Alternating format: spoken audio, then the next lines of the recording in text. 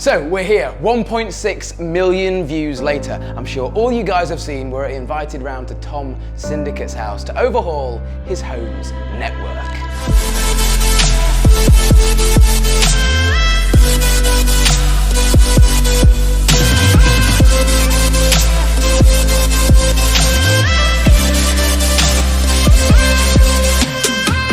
If you didn't manage to catch that one, we'll leave the video linked right below that like button. But for now, on to this video. What's the crack and what's it got to do with Syndicate?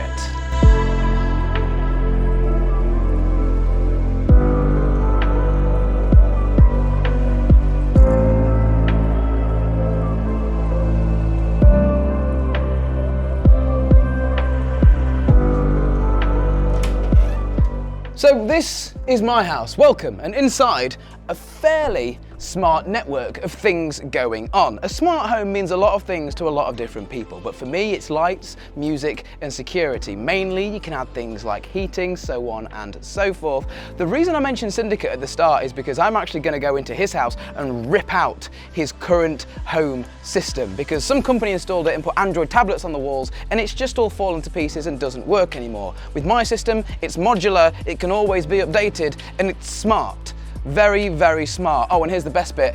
Everybody can do it at home. Let's start with security. So, the Nest doorbell, the #1 item you need for security, or any sort of security doorbell. You need a doorbell that is smart, that can tell you when people are at the front door. Honestly, this is something you need. The amount of parcels that haven't gone back to the depot because of that thing are absolutely amazing. Push notifications right through to your phone as soon as somebody taps the doorbell. And also, you need cameras, lots and lots of cameras. As you guys can see, I've got one right there. So I use the Nest doorbell. I like it because it recognizes people's faces. It will actually tell you who is at the front door. So example, Alex is at the front door. Alex is my name. Hello, if this is the first time I'm on your screen, please click that subscribe button. Welcome to the channel. This is a smart lock. It's really, really cool for a few reasons. Perfect example of this is this morning. I actually took my car to the garage to get a service and I gave them my entire key set. I didn't have to take off my front door key, and that's because I actually don't have a front door key. I can open this lock with my phone. Now we do have a dedicated video on this lock, so check it out right below that like button, but simply I can tap to unlock on my phone and then tap the lock to wake it up, and then when this lock finds my phone and it knows it's me, green light, and I'm straight in. And then you lock the door by simply just lifting up the handle and walking off. So essentially, all of this smart tech boils down to security and making things easier to use. It shouldn't be a hassle, all of this. It shouldn't be more trouble than it's worth, which are words that came out of Tom's mouth the other week when I was with him. I'm currently looking at all of my cameras right now. I can see everything's absolutely fine. There's no one currently trying to break in. This is an awesome system from Ubiquiti. We've also done a dedicated video on this, and I can see all of my security cameras anywhere I am in the world on my phone too. So guys, everything we've looked at so far, like the lock and the security system, are super easy to install. DIY if you like, if you're sort of a little bit competent with tech and DIY sort of things.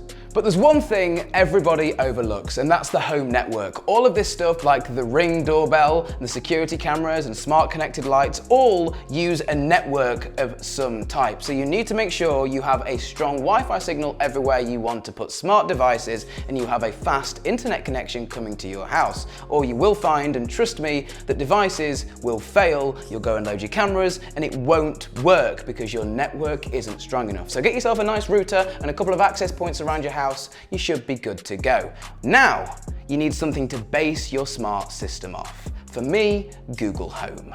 So this is the Google Home display. Now it's the basis of my entire smart home. I can do everything on this display, like view all of the cameras, have two-way communication with my doorbell, so if somebody's there I can see them and speak to them and hear the response. And I also use this Google display a lot differently to a lot of other Google products. A lot of people talk to them and use the catchphrase, "Hey Google." Sorry for setting off your Google Assistant. I use mine in a different way, called routines. You click on here, and then I've set up all of these different routines that literally do whatever I want, like kitchen lights relax mode, kitchen lights on, kitchen lights off, I can turn on the cinema room lights. This is how I use my smart home. It's like having a tablet on the wall, but this actually works like 100% of the time. Oh, and here's the kicker. If I do want to use my voice, I can activate any one of these scenes via my voice in any of the rooms, because I've got Google Home Minis in like the cinema room and in my bedroom, and there's actually a Google Home Max on the floor in my office. So literally anywhere I am, I can control my house.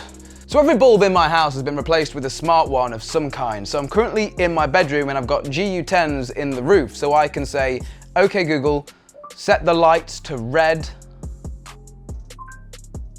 Okay, changing 6 lights to red. And as you guys can see, they've changed to red. It's pretty simple. You can also pretty much have them to any color you want, and then you can also set up groups of lights. So by me saying, okay Google, turn on the bedside lights. Okay, turning on 2 lights. 2 lights come on, the bedside lights. Exactly what I asked for when I want it. And then with these lights, or any smart lights, you can set up things called scenes, which were available, like I showed you guys earlier, on the main Google Home downstairs, and you can also control it with your voice. Really, really simple. I do that in every single room. Right, smart home hack time.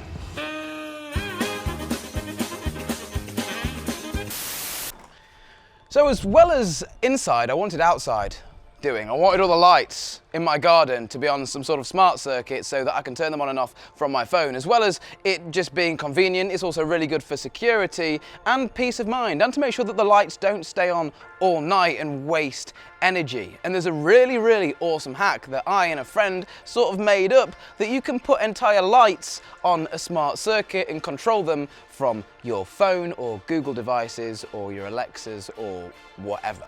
And that's this.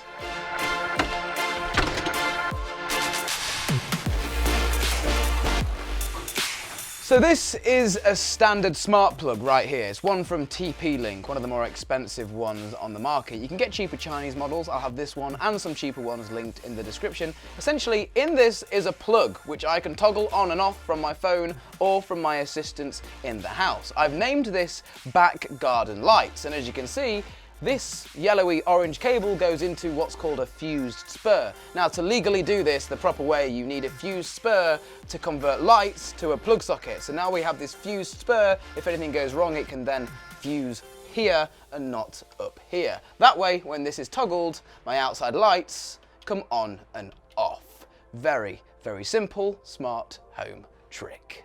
And you may have noticed below that fused spur on a shelf is a Sonos Connect amplifier. That moves us from lights to music.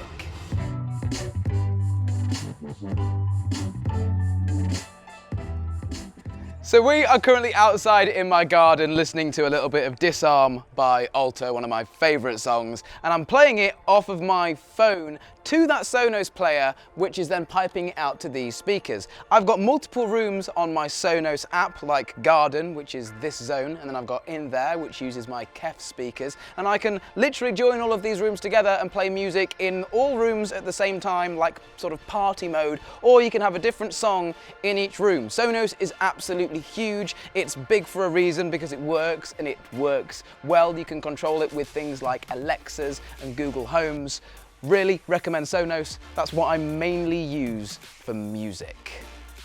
So there's a couple of last things I need to cover and a couple more things I need to show you. Okay Google, blinds down please. While that's happening, let's sit here and have a chat. So the one thing I don't do in this house is smart sort of multi-room TV. To do multi-room TV and have sort of an HDMI going to every single room, and you can have, let's say, whatever you want on in every single room, TV, a games console, in any room, the bedroom, the kitchen, you need something called an HDMI matrix. Number one, these things are really, really expensive. And number two, if you're like a quality freak like me and you like 4K and 1080p just doesn't cut it for you, then a 4K HDMI matrix system is even more expensive than a 1080p one. And essentially the HDMI matrix takes an input, so let's say an Xbox, and then it can throw it out on any TV or all of the TVs at the same time around the house. They can be implemented with like Google Home and Alexas and different things like that. So you could say, show me the Xbox on the kitchen TV, the HDMI matrix will switch to that input and put it on that TV. But I just don't mess around with that. It's expensive and it's hassle, and apparently they break quite a lot. Well, Tom's does. I'm going to be taking his out. But that is my smart home. Everything seems to work really, really well, and I hope you guys have enjoyed this video. If you've got any questions, put them down there in the comments. A like rating would be awesome, and we'll see you guys in the next one.